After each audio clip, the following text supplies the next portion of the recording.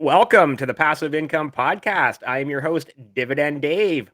Please be sure to join the Passive Income Posse by clicking that subscribe button below.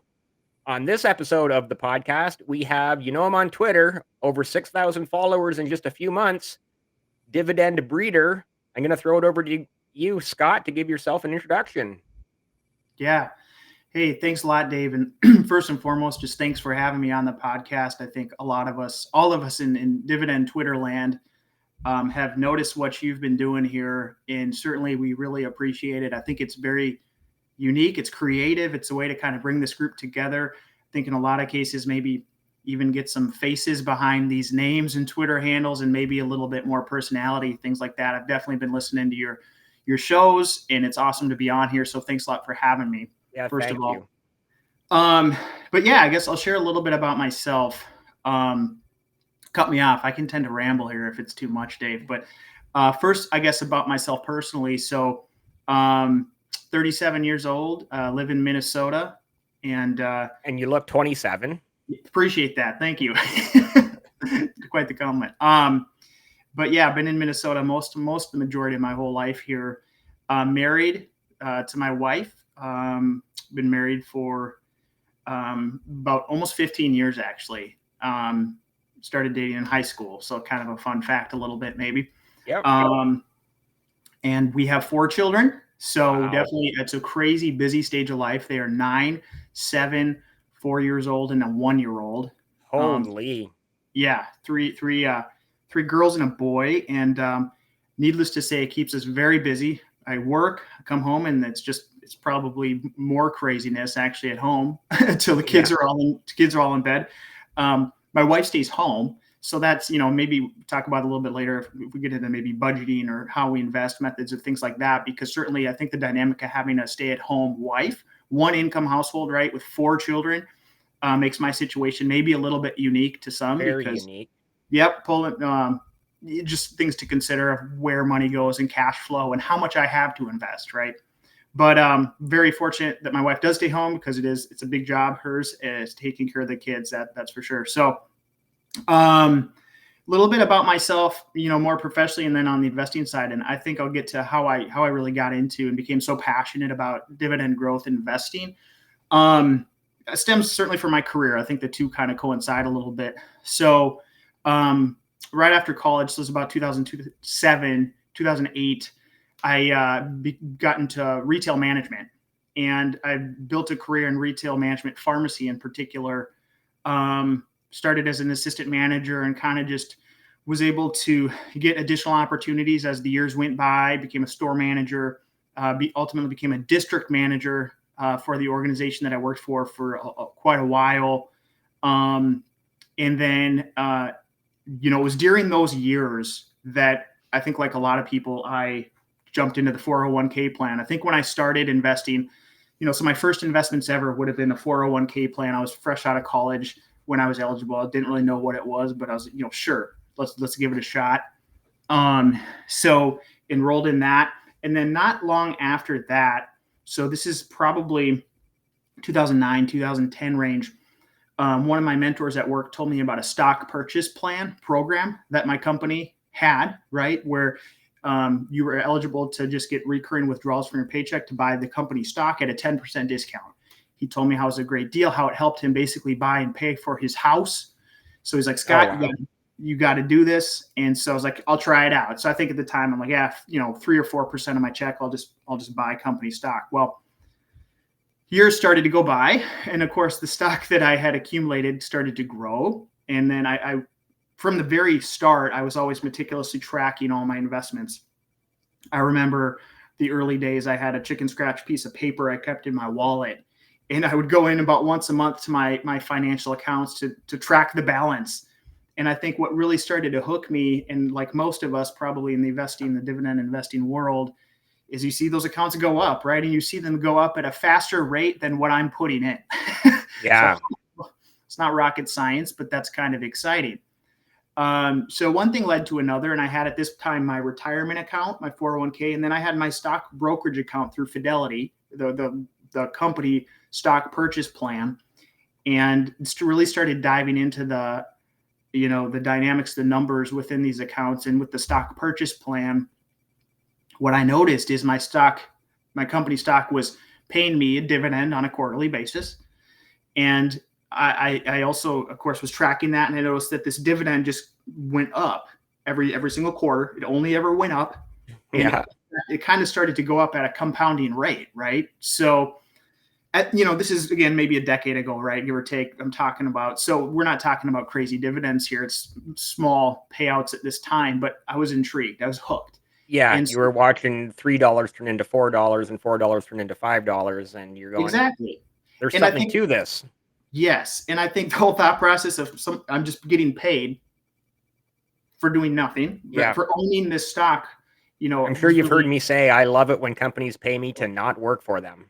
We love it, right? That's why we do this. That's why we do this. So yeah, I noticed that and was tracking it. And then, eventually, fast forward a few years, I'd say, as that built up. Not exactly sure what inspired or led to it, but I would say up until about 2018, 2019, actually, I was putting this money away. I didn't know a lot about investing. Right.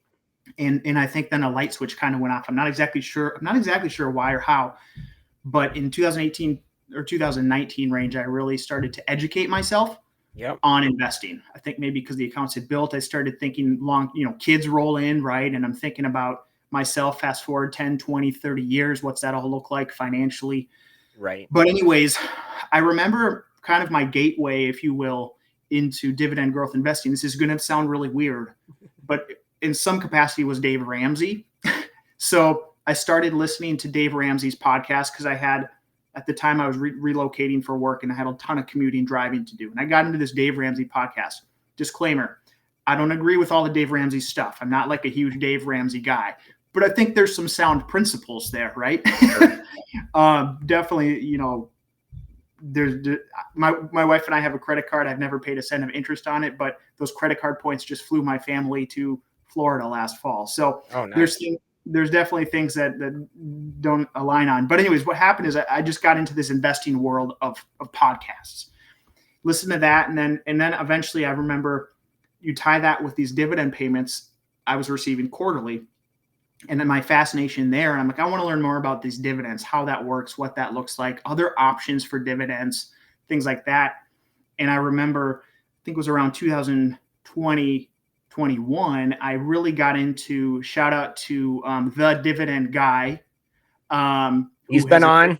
Yep. He, Mike, so has a great presence in the dividend community. His podcast, shout out there too, is incredible. But I got into that and just started binging the episodes that he had as I was mowing the lawn, as I was commuting to work, whatever. That's where I really started to upscale myself and really learn a lot more. And I remember in particular, he had one series of episodes that detailed each sector. Deep dive breakdown into every single sector. And within that, he also, he talked about the sector pros and cons, but also then some stock picks within each sector. And that really spurred me. And I started to really realize that initial plan that I had of 401k, okay, we're good there because that's always been index funds, diversified. The brokerage account at the time was still mostly all in one stock. I'm like, I need to move that. It was at that time grown to a pretty significant amount, nothing crazy, maybe 50K, something like that, but that's not bad for good. A brokerage account on the side.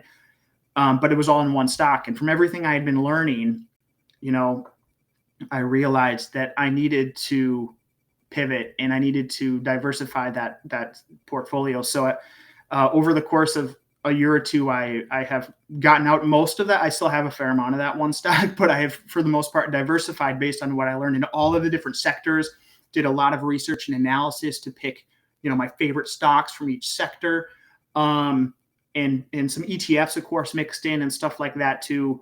And so today I have a portfolio. It's actually, I added one today. I don't know if you saw, but I added Procter & Gamble today. Okay. I didn't see that, no. Yeah, it was probably my first added position, and it's been several months, I'd say, but I had been looking a lot to add one position and landed on PG. I really like Procter & Gamble as a dividend growth stock. So I opened that position, but that was my 42nd individual holding in my portfolio. So I have 42 holdings currently. Oh. Yeah, quite a bit. I think I hear some people say it's probably a little too much, which I get, I understand, but I have a hard time, man, when I dig into these stocks and really start to look at everything and the financials and earnings and the So many of dividend. them look so good, right? They do. It's tough. It's, I still feel like I have 15 to 20 great ones that I don't own, and I kind of feel, Yeah. I wish I owned Lockheed Yeah, the Martin. watch list just keeps growing, and you're Yeah, like, I yeah. can't. If this isn't Pokemon, I can't catch them all, right? Exactly. I wish I owned Broadcom. I don't. There's still a lot of, or even Waste Management. Some of those big ones I don't Yeah. have. But anyways, yeah, 42 is where I landed. So now I sit today and I contribute. Obviously I reinvest all the dividends as they come in. Have most of my holdings set to drip. I have a few that are not set to drip, and I manually reinvest. But and then I'm contributing right now twice a month as well to that brokerage, while still contributing to retirement as well. But looking to build my dividend growth portfolio. To this day, I actually have never withdrawn one cent from the account. I've only contributed it because for me, and what I love about dividend growth investing is the freedom and the financial flexibility that it can provide, right? So Yeah. I could technically, if I wanted to, I could cash that whole entire account out tomorrow, and I have that money. In fact, for me, unfortunately, wouldn't have to pay much taxes on it either, because I'm about flat overall. So I could just take that cash tomorrow if I wanted to, or I could leave the cash there. I could start collecting the dividends myself. My annual dividend income right now is about $3,400. Nothing crazy. But I could collect, $300 a month, give or take, if I wanted to right now. But my plan, actually, Dave, is to continue to plant these seeds and let them grow. And again, maybe 10 years from now, I'll be in a situation where I want to do something with either part or some of that income or money. Or maybe the ultimate goal would be, this could be a tool to help retire real early. I know a lot of people talk about that. But just overall, I'm just going to keep building that, watering that plant, letting it grow. And I know that it's going to provide me, and most importantly, my family, additional financial, flexibility in the future. Yeah, awesome. A lot to unpack there. First, I go way back to when you first started. Your huge shout out and kudos to your wife taking care of 4 kids. That's amazing. Yeah. And from what I've heard too, like people, what they pay for in daycare, you're better off to have someone, a parent, whether it's the mom or the dad, staying at home and taking care of the kids and not paying for the daycare, because you would literally just be going to that second job just to pay for the daycare anyways. So, Yeah. the net gain there is the kids have their parent at home with them, being raised by, like I said, whether it's mom or dad who stays home, depending. Another thing there, 42, which, correct me if I'm wrong, I think it was it Hitchhiker's Guide to the Galaxy that says 42 is the answer to everything in the universe. So 42 might be the number to land on. So there you go, right? There you go. I hadn't thought of it that way. I like that.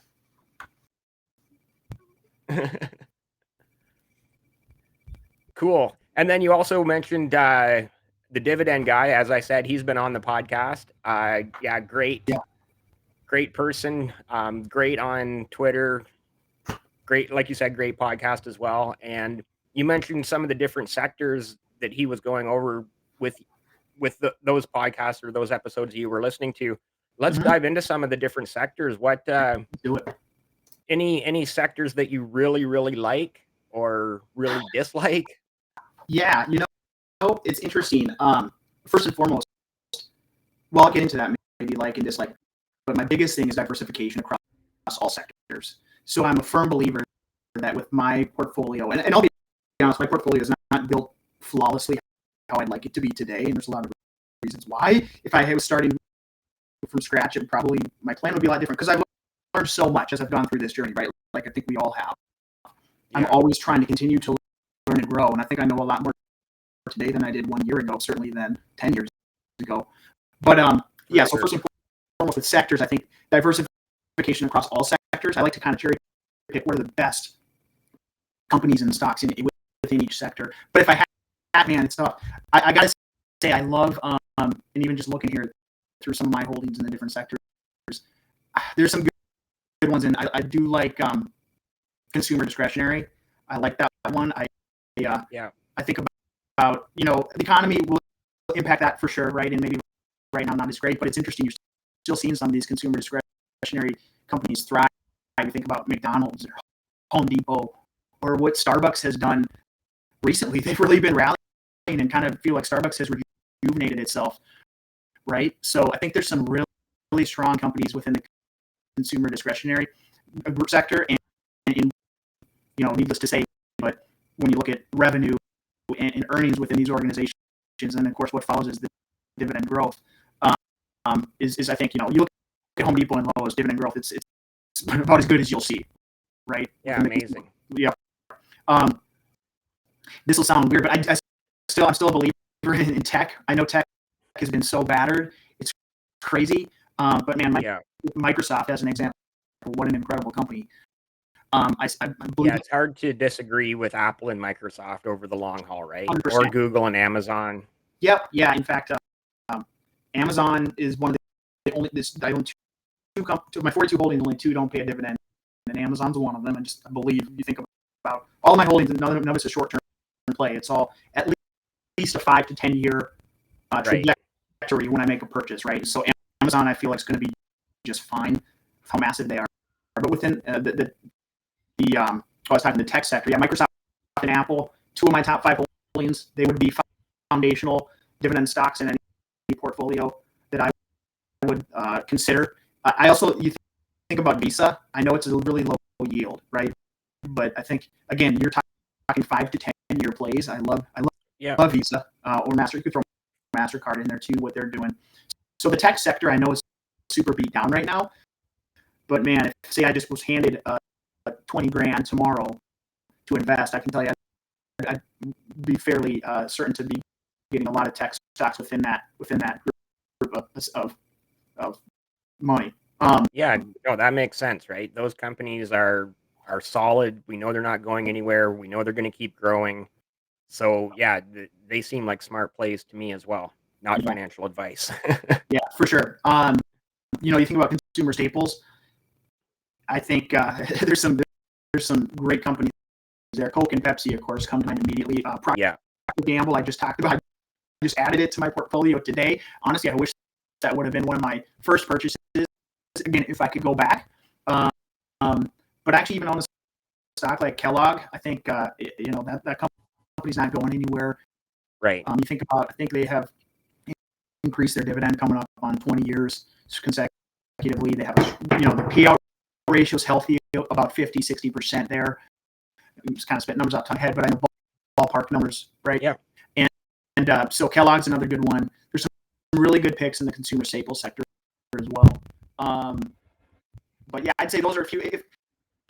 Look, I like the financial sector too. Like I said, I like them all. I love BlackRock. Here, I'm going to back you up for a second. You mentioned Starbucks. I am just curious. Do you have Tim Hortons in Minnesota? A few, not many. Yeah. So I'm in the Minneapolis, St. Paul area here, metro area. I don't believe we have any here, but I know outstate Minnesota there are some Tim Hortons locations. Yeah. So they are here. In fact, one in rural Minnesota I've been to. Because that's a big company where you are, right?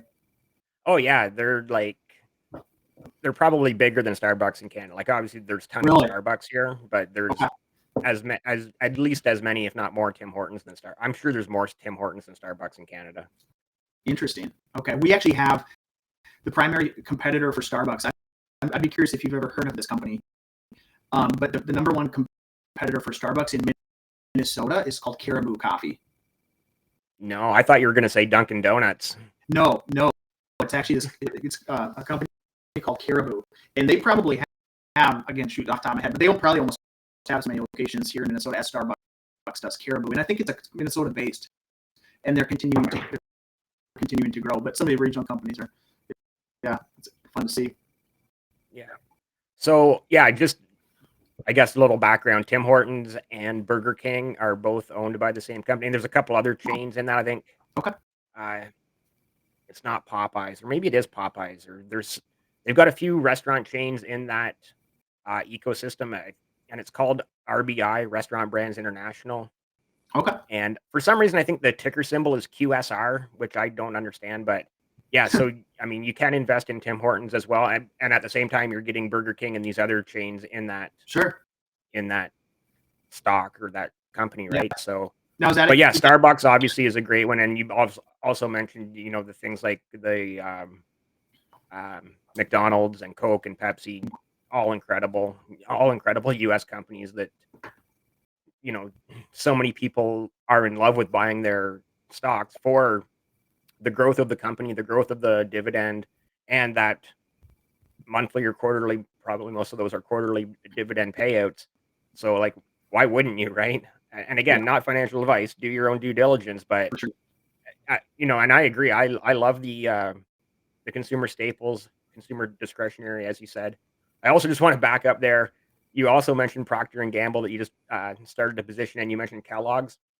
Right here where I work in town, it's literally 10 minutes that way. Sure. And the industrial park, there's both a Procter and Gamble plant, a Procter and Gamble plant, and a Kellogg's Oh, plant. really? So, yeah, That's funny. Two of my holdings right there. yeah, just interesting, Yeah. I guess. Yeah, it's always fun to, granted, in the grand scheme of things, our holdings of these companies is such a drop in the bucket, but it's always kind of fun. I remember shortly after I opened a position in Home Depot, and I owned Target as well, and I drove by a little shopping center with the Home Depot and the Target. I'm just like, you see the parking lot full of cars, and it's a good feeling. Makes you feel good, doesn't it? It makes you feel like, oh wow, those companies are making me money right now, and I'm sitting here in my car, sipping on my Coke from wherever, or my Starbucks or my Tim Hortons or whatever. I'm just sitting in my car doing nothing, or my truck, and these companies have their parking lots full of vehicles, people in their stores, and again, like you said, what the majority of us hold is such a minuscule drop in the bucket, but you do still, take pride in that ownership, right? Agree, 100%. We're still a part of that. Yeah. Yeah. I think you also asked about sectors. Maybe I'm not as keen on right now. Again, I love sector diversification, but if I had to, for whatever reason, I don't own as much in the utilities and the materials sectors. I maybe just don't know honestly quite as much about those sectors, or I didn't find individual stocks that I liked quite as much. But I don't have as many holdings there. I can tell you that. And then the one that would worry me a little bit right now is the energy sector. It's skyrocketed in 2022. So look, it could continue to move that way, but just law of averages might be coming back to earth. It just worries me a little bit overall. I still like some stocks in there. I love Chevron, and I have EPD and Enterprise Products have been great. Performers with dividend growth recently. But that one I think would be the one right now that worries me a little bit, just with how well it has done.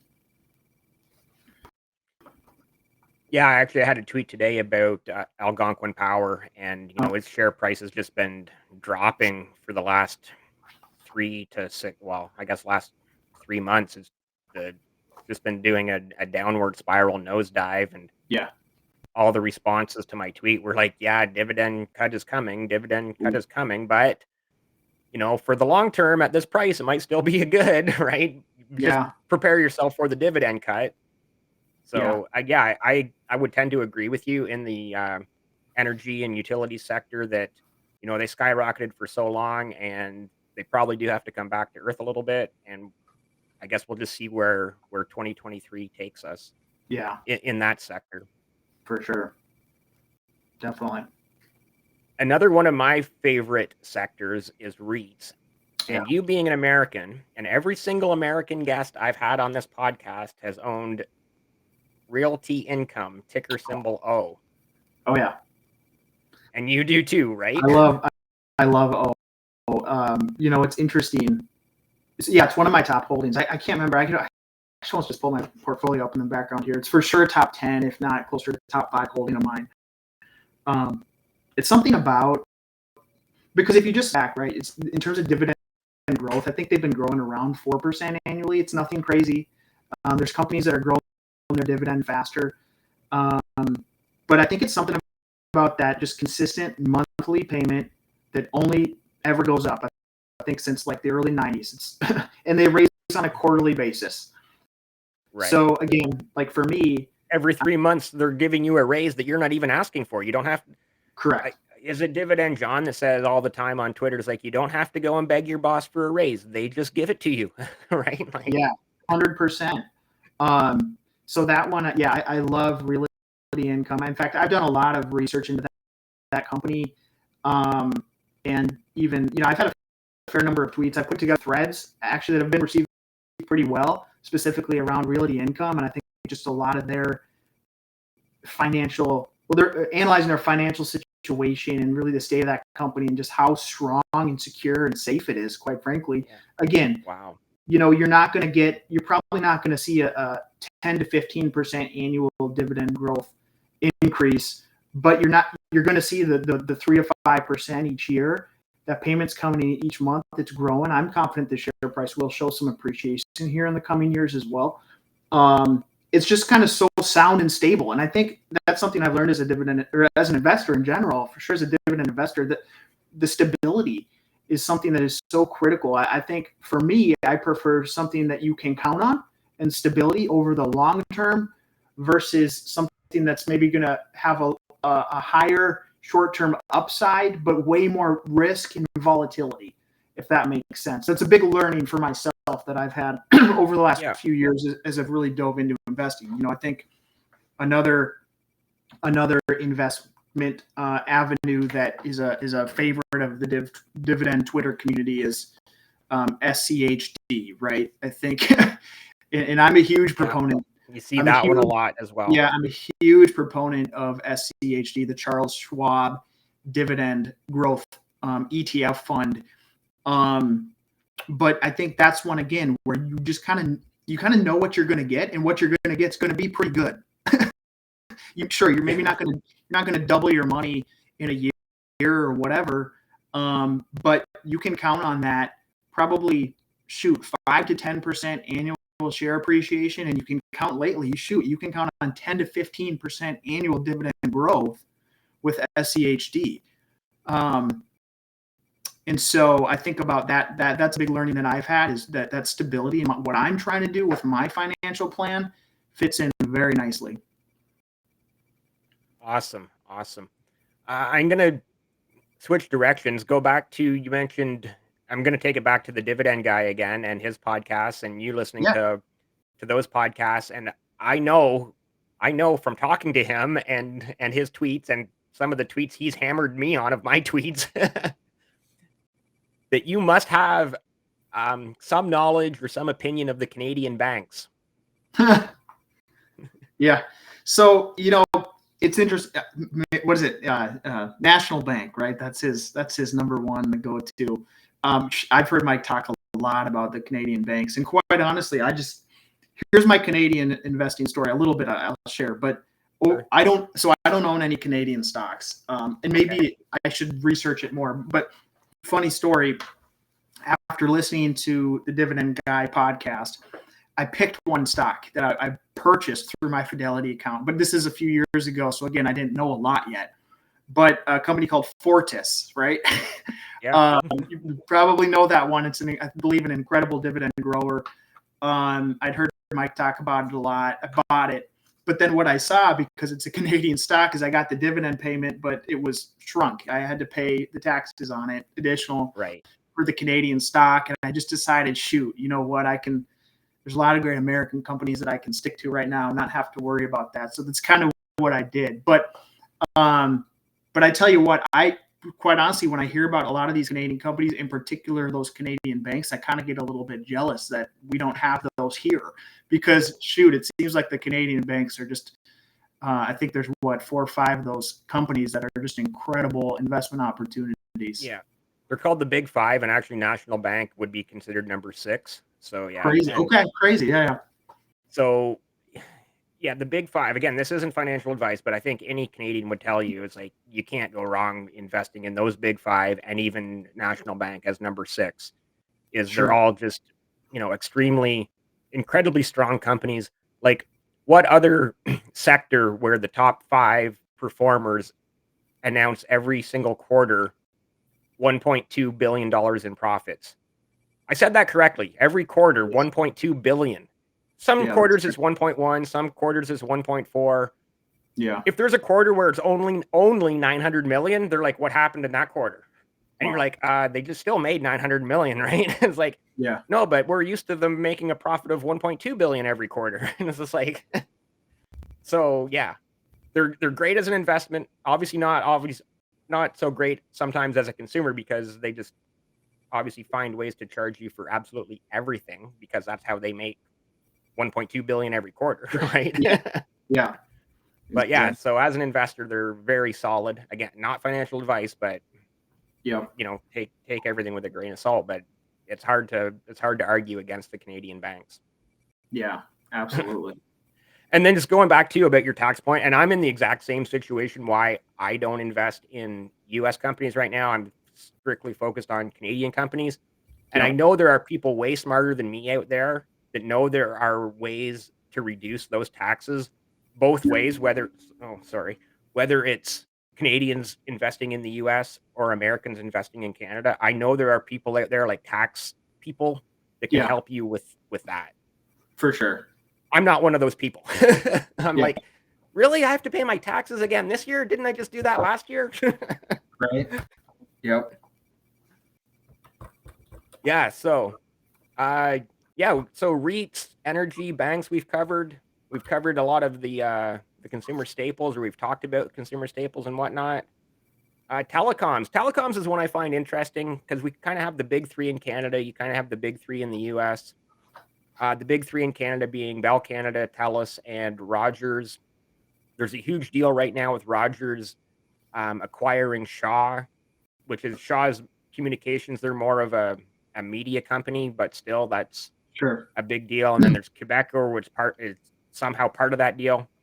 Sorry, I'm rambling a little bit, but and then going back to comparing it to the US companies, where you have obviously your big three being AT&T, Verizon, T-Mobile. And I guess just anything in the telecom sector that you like, dislike, or are indifferent to? So the telecom sector is interesting, and I'll get into it. I think, well, in particular, AT&T is such a polarizing stock here, and I'm sure it's pretty easy to see why when you look at the 10-year history of the stock, and certainly the big thing, the dividend cut that they had last year. A significant dividend cut after they had raised it for 30, 40 years straight. But I actually, I hold Verizon and I hold AT&T, and it's interesting because I thought T was one of my, like, when I first decided I wanted to branch out and buy more dividend stocks, right? This is, I'd have the dates somewhere. It's probably approximately 4 years ago, give or take. On one of those little pieces of paper in your wallet? Yeah. Well, luckily now I've converted most of that to Excel. But it started out as scribbled scratch paper, tracking everything on my manually with pen and paper. But now it's all on Excel here. I just have so many spreadsheets. It's kind of crazy. But yeah, so AT&T was one of the first ones I actually bought, because I think at the time, again, I hadn't educated myself a ton at the point when I bought it. I probably didn't understand, the dividend could be in danger, which is a big red flag today whenever I would look to add a position. But at the same time, I think you go back, 3, 4, 5 years, and AT&T was a pretty popular stock within the dividend community. It's always had a fairly generous yield, right? I think ranging 5 to 7%. And at the time, it had been raising that dividend for 30. I can't remember exactly, but for a significant amount of time before it ended up cutting its dividend. So that was one of the first positions that I added. I held on to it through the cut. I thought about it, and I think some people have a rule: if a company cuts its dividend, you get rid of the company. But AT&T had a lot of other stuff going on there, with the spin-off that they had through that cut, and I actually. I'm very curious to see, and I kind of wanted to throw this one out to the dividend Twitter community at some point in the near future here, but come, I believe, March, April would be 1 year since the dividend cut for AT&T, and I'm curious to see if they're going to go back to raising it each year and what that would look like. But I don't mind AT&T. It's not going to be one of those, and Verizon is similar, in the regard of their higher yield. You're probably not going to see a ton of growth.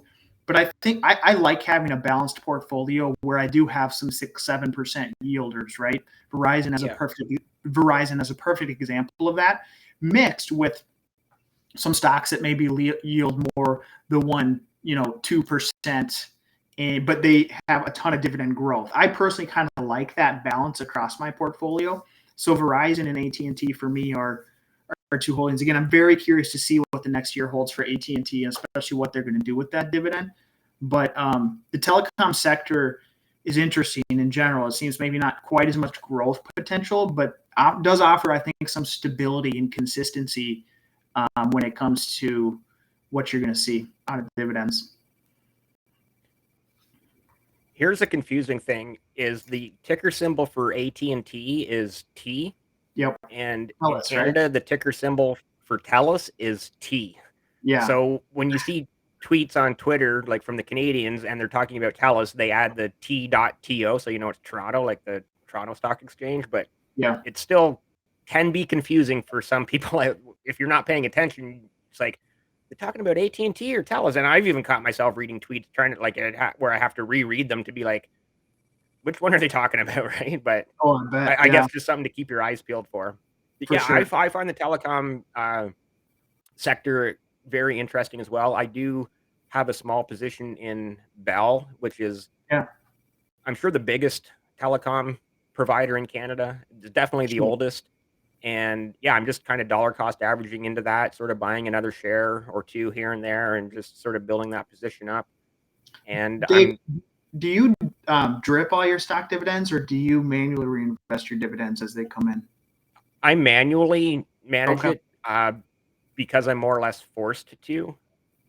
Oh, you don't have the drip option? In our Wealthsimple account is that they pay the dividend, but there is no automatic drip. So you just have all of your cash sitting there, and then you just buy whatever other shares you want. So I do obviously reinvest it all, but it's not necessarily back into the same company, because it's like, okay, well, maybe I want to buy, like I said, maybe I want to buy another share or two of Bell this month with my proceeds, or maybe I want to building up a position in, or whatever else, right? Yeah. So long story is, yes, I'm still reinvesting my dividends, but it's not an automatic drip. Obviously, there are other platforms that you can do that on, and Wealthsimple in Canada, I believe, is similar to the Robinhood in the US, where it's like just an app on your phone, no fee trading platform. So it's just to not pay that $10 commission or $8 commission on every trade, right? Sure. Got it. Yeah, I actually another sector I like. Oh, go ahead. Sorry, you gone back and forth. Oh, I was going to say regarding.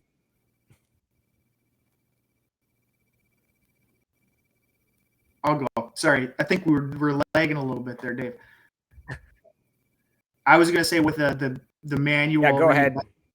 The manual reinvestment versus drip conversation, I think, is an interesting one.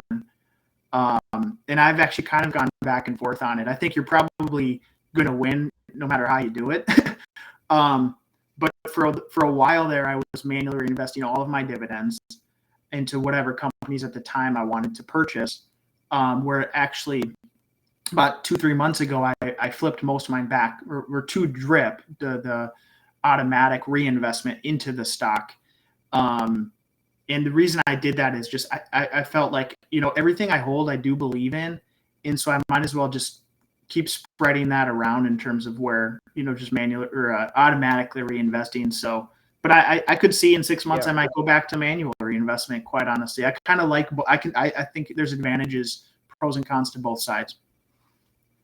Yeah, exactly. So, sorry, I was just going to move on to another sector, which is always kind of interesting to talk about with Americans, because the healthcare sector in the US and Canada are like two completely animals. Obviously, in Canada, we have universal healthcare, and whereas in the US, it's more or less all insurance based. So, anything in the healthcare sector that excites you, or anything in healthcare that you're into, or thoughts on healthcare? Yeah, I think there's some really, really strong options in this sector. And I didn't mention it when I talked about some of my favorite sectors, but this probably would have to be up there too. You can tell I kind of like a lot of the sectors. I just think there's great options within all of them, actually. But so four of my biggest holdings in the healthcare sector are AbbVie, ticker symbol ABBB. And then I also hold Merck. I think Merck's claim to fame around the dividend community is that is typically the number one holding within SCHD, that Charles Schwab dividend growth ETF. Merck is like their number one holding. So, I'm pretty sure they kind of know what they're doing there at Charles Schwab. But I like Merck a lot. And then Pfizer, I hold some Pfizer. The dividend growth hasn't been as great lately, but I still do believe in that company long-term for sure. And then I kind of saved the best for last year, but I think one of my overall favorite, man, if I had to say my top 5 dividend growth stocks, I think I'd have to put Johnson & Johnson within that group.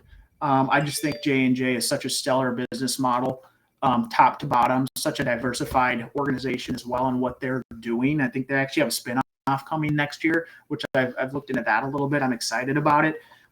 But yeah, J&J as well.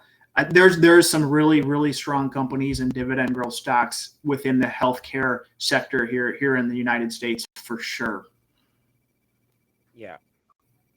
I've even on other podcasts mentioned how like you could even kind of consider like sort of your Walmart, because they have the pharmacy, and Yep. Costco's have pharmacies as well, where they can kind of sort of be in that healthcare as well. And so, as I mentioned when I kind of introduced this segment, is obviously Canada and the US are completely different in healthcare. And kind of the way I play healthcare is with my REITs, where I have Sure.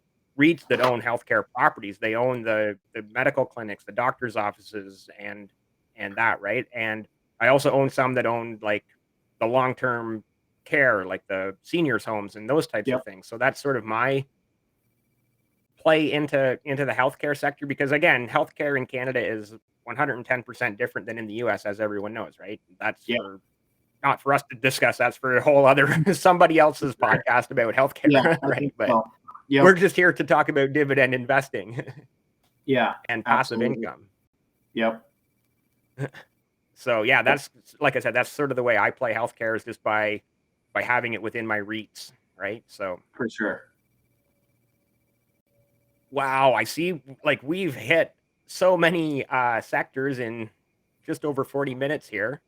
I am going to quickly bring up your Twitter profile for those watching on YouTube. We'll see there at Dividend Breeder, with Minnesota looking a lot like Montana there in the banner picture.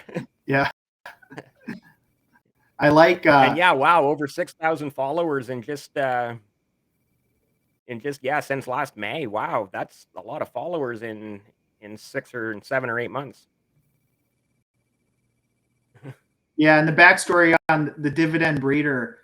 So as I really got into dividend investing, I started to get into kind of the financial side of Twitter and dividend Twitter and investing Twitter. And, I eventually decided, hey, I want to jump in. This looks like it's fun. And I just want to be able to be a part of the community and be able to maybe share a little bit about my story, but also learn from everybody else that's out there. And so at the time, you can see in May, I said, you know what? I remember I was texting with some of my buddies that I talk investing with quite a bit. And I'm like, I think I want to start a Twitter profile. I want to try this out. Never done it. And so I started looking at all of the dividend community. Of course, at this point, I knew the dividend guys on Twitter and a lot of the other people within the dividend Twitter community. And so I was trying to find what could I call myself. And most of the stuff was taken. Like you look at, there's a dividend everything at this point, I think, right? Yeah. So I wanted to come up with something unique, and I love horse racing. And ultimately, what I am doing is I am breeding, dividends. Is maybe as weird as that. Yeah. We're growing dividends, right? We're planting the seeds, whatever you want to call it. And I love horses and I love horse racing. So kind of combine those two worlds a little bit. I'm like, you know what? I'm going to try this. They'll be the dividend breeder. So Nice. here we are. And honestly, when I first came across you on Twitter many, many months ago now, I honestly thought that you were a horse breeder because of, like I said, you've got the horse there, you've got, Yeah. the big Montana Big Sky, and it's like I honestly thought you were a horse breeder who Yeah. was into dividend investing. Ironically, the horse that industry and breeding, say thoroughbred racehorses, is not cheap. It costs a ton. You need to have a ton of capital, a ton of money. But who knows? Maybe my dividend investing ultimately way down the road will allow me to maybe get into that. Who knows, right? Yeah, nice. Well, you'll have to invite me down to Kentucky for when you Yeah, have a horse in the Derby. I'll do that, and that would be a dream come true. That's for sure. Yeah, wouldn't it? That would be awesome. Yeah, I'm not as much into horse racing as I Yeah. do love horses. I've had horses in the past, but yeah, I do obviously love the Triple Crown races. They're Oh, very fun to watch and very fun to see if a horse wins the Triple Crown every year, just yep. because that's sort of the pinnacle of the Yep. whole horse world, right? That's how I got into it right there, is waiting for that Triple Crown winner. I was not alive for, Secretariat and Seattle Slew and Affirmed. So Yeah, when it happened with American Pharoah, it was pretty exciting to see. yeah, wow. I was, I think, a day old when Secretariat won his Really? second race.